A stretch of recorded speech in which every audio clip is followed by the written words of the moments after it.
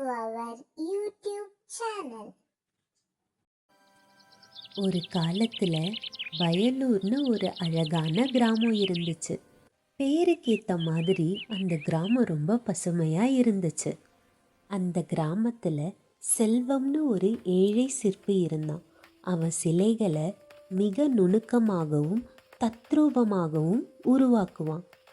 அப்படி அவன் உருவாக்கிய சிலைகளை அந்த கிராமத்து மக்கள் ரொம்ப ஆர்வமா வாங்கிட்டு போவாங்க. அதுல கிடைக்கிற காசை வச்சு செல்வமும் ரொம்ப சந்தோஷமா வாழ்ந்து வந்தான். இப்படி இருக்கும்போது ஒரு நாள் சிற்பியோட வீட்டுக்கு செல்வந்தர் ஒருத்தர் வந்தாரு. வணக்கம் ஐயா, வாங்க. என்னய்யா இவ்வளோ தூரம்? சொல்லியிருந்தா நானே வந்திருப்பனே. உட்கார்ப்பா. உன்கிட்ட ஒரு வேலை கொடுக்கலான்னு வந்தேன்.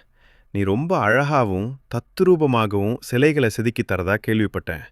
அதனால நீ எனக்கு ஒரு அழகான தெய்வ விக்கிரகத்தை செஞ்சு கொடுக்கணும். இந்தாப்பா அதற்கான பணம்.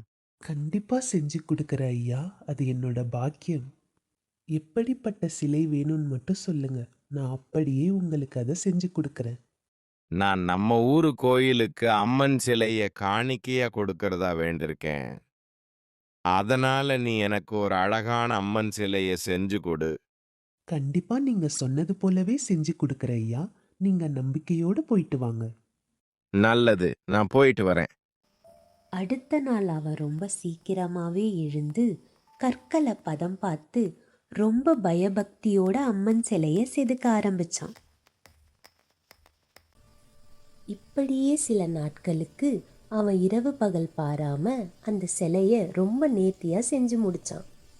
அந்த சிலையை மேலும் அழகுபடுத்த பல வண்ணங்களால அந்த சிலையை அலங்கரிக்க ஆரம்பிச்சான். ஆஹா, வண்ணங்களை தீட்டிய பிறகு இந்த சிலை உண்மையிலேயே ஒரு அம்மன் போல் காட்சியளிக்கிறது. பார்ப்பதற்கே மிகவும் அற்புதமாக இருக்கிறதே. நிஜமாகவே அம்மன் இப்போது நமக்கு காட்சியளித்தால் எப்படி இருக்கும்? இப்படி அவன் பேசிட்டு இருக்கும்போதே சிலை திடீர்னு தங்க நிறத்துல ஜொலிக்க ஆரம்பிச்சது. சிற்பி ரொம்ப ஆச்சரியத்தோட அந்த சிலையை பார்த்தான். மகனே, உன் உழைப்பின் நேர்த்தியைக் கண்டு நான் மிகவும் மனம் மகிழ்ந்தேன். நீ மிகவும் கஷ்டப்பட்டு வாழ்கிறாய். நீ விரும்பும் எந்த வரத்தையும் என்னிடம் கேள். அதை நான் உனக்கு கொடுக்கிறேன். தாயி, நான் ஏழ்மையில் மிகவும் கஷ்டப்பட்டு வாழ்ந்து வருகிறேன். ஆகவே நான் இந்த உலகிலேயே உயர்ந்தவனாக இருக்க வேண்டும் என்று ஆசைப்படுகிறேன். என்னை விட சிறந்தவன் இந்த உலகிலேயே இருக்கக்கூடாது. அப்படியாய் நீ என்னை ஆசீர்வதிப்பாயா? அதுக்கு அம்மன் புன்னகைத்தபடியே இப்படி கேட்டாங்க. நீ யாரை இந்த உலகிலேயே பெரியவன் என்று நினைக்கிறாய்? சிந்தித்து சொல். நாளை இதே நேரம் நான் உன்னை மீண்டும் சந்திக்கிறேன். அப்படின்னு சொல்லிட்டு அம்மன் மறுபடியும் சிலையா மாறிட்டாங்க. அடுத்த நாள் செல்வம் சிலைகளை செதுக்கிட்டு இருக்கப்போ அம்மன் சொன்னதை பத்தியே யோசிச்சுட்டு இருந்தான். அப்போ கோடை காலம்ன்றதுனால சூரிய ஒளி செல்வத்தோட முகத்துல ரொம்ப பிரகாசமா வீசியது. அப்ப அவனுக்கு ஒரு யோசனை வந்துச்சு. அட, இந்த உலகத்திலேயே சூரியன் தான் ரொம்ப பெரியவன். அவன் இல்லைன்னா இந்த உலகமே இருண்டுடும். சூரியன் இல்லாம பூமியில உயிரினங்கள் வாழ முடியாது. அப்போ நாம சூரியனா மாறினா எப்படி இருக்கும்?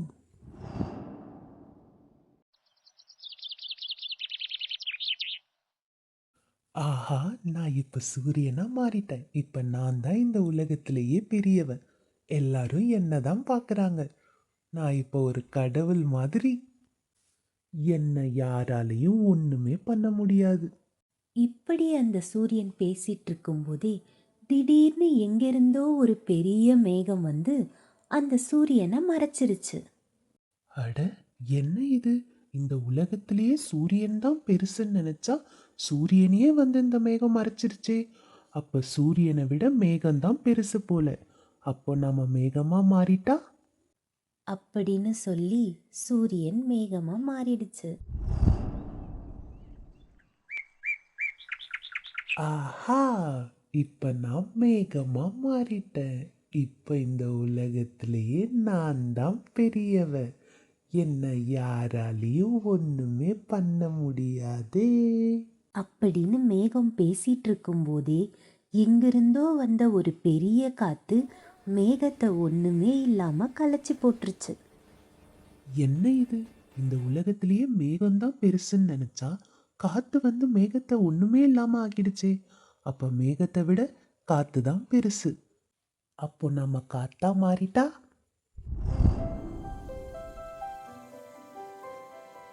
நான் இப்போ காத்தா மாறிட்டேன். இப்போ என்னால இந்த உலகத்துல எல்லா இடத்துக்கும் போக முடியும். எதை வேணும்னாலும் என்னால அசைக்க முடியும். அப்ப அதனோட கண்களுக்கு பூமியில ஒரு சாதாரண கல்லு கீழே கிடக்கிறத பார்த்துச்சு. அதால எதையோ அசைக்க முடியுன்ற கர்வத்துல அந்த கல்லை அசைச்சு பார்த்துடலான்னு முடிவெடுத்துச்சு.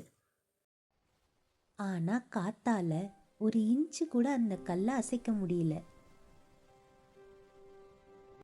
என்ன இது? கல்லு ஒரு இன்ச்சு கூட அசையலையே. அப்ப காத்தை விட கல்லு தான் பெருசு போல. அப்போ நம்ம கல்லா மாறிட்டா? அப்படின்னு சொல்லி காத்து கல்லா மாறிடுச்சு. ஆஹா, இப்ப நான் ரொம்ப வலிமையான கல்லா மாறிட்டேன். இனிமேல் என்னை யாராலையுமே ஒண்ணுமே பண்ண முடியாது. நான் தான் இந்த உலகத்திலேயே பெரியவன். அப்படின்னு அந்த கல்லு சொல்லிட்டு இருக்கும்போதே அந்த இடத்துக்கு ஒரு சிற்பி வந்து அந்த கல்லை எடுத்துட்டு போய் தனக்கு தேவையான ஒரு சிலையை செய்வதற்காக அந்த கல்லை செதுக்க ஆரம்பிச்சான். அப்போ உளியோட சத்தம் கேட்டு செல்வம் தன்னோட கற்பனையிலிருந்து வெளியே வந்தான். அப்பதான் அவனுக்கு ஒரு விஷயம் புரிஞ்சுது. அடுத்த நாள் அவன் எப்பயும் போல தன்னோட வேலைகளை செஞ்சிட்டு இருந்தான். அப்போ மறுபடியும் கடவுள் அவன் முன்னாடி வந்து இப்படி கேட்டுச்சு. மகனே, இப்போது சொல், இந்த உலகிலேயே நீ யாராக இருக்க விரும்புகிறாய்? தாயி, நான் நானாக இருக்கவே விரும்புகிறேன்.